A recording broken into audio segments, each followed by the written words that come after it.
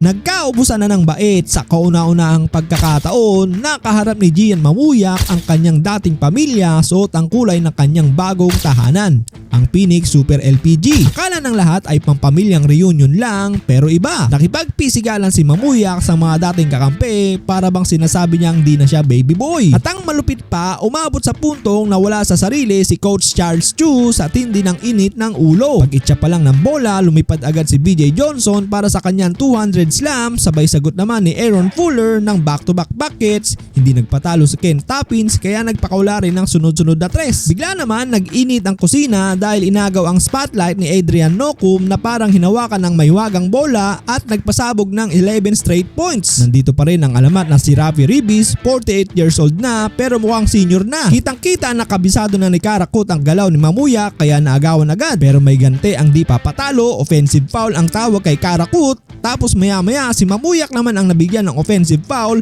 bilang ganti ng tadhana. Nagtapos ang unang yugto 30-25 pabor sa rain or shine. Sa second quarter, nagpatuloy ang hirap ng Phoenix matapos mintisan ni Gian Mamuyak ang kanyang unang dalawang tira at masundan pa ito ng unsportsmanlike foul kay Richie Rivero dahil sa paniniko kay Andre Karakut. Pinahirapan palalo ng dating kupunan si Mamuyak sa pamamagitan ng butata na sinundan pa ng tres ni Kalen Chongso na nagpalaki pa ng kalamangan ng rain or shine. Dahil dito nagdilim ang paningin ni Phoenix coach Charles Chu at binato ang kanyang tactical board habang pinagsasabihan ang kanyang kupunan. Dahilan para lumobo ang lamang sa 17 points, gayunpaman agarang kumayod sina Jason Perkins, Ken Toppins para ibaba muli sa single digit ang lamang. Subalit bago mag halftime ay nagpakaula ng buzzer beater na tres si Anton Asisio upang ibalik ang kalamangan ng Ross sa double digit 60-50. Third quarter nagpakita ng dominasyon ang rain or shine sa pamumuno ni Mike Malonzo na nakapagtala ng putback sa kabila ng tatlong taga-depensa. Kasama ang pagpukol ng tres ni Kalen Chongson, pumatong pa ang problema ng panig ng LPG matapos mapatalsik sa laro si Richie Rivero dahil sa unsportsmanlike foul at kasunod ng technical foul mula sa isang flop. Bunga nito,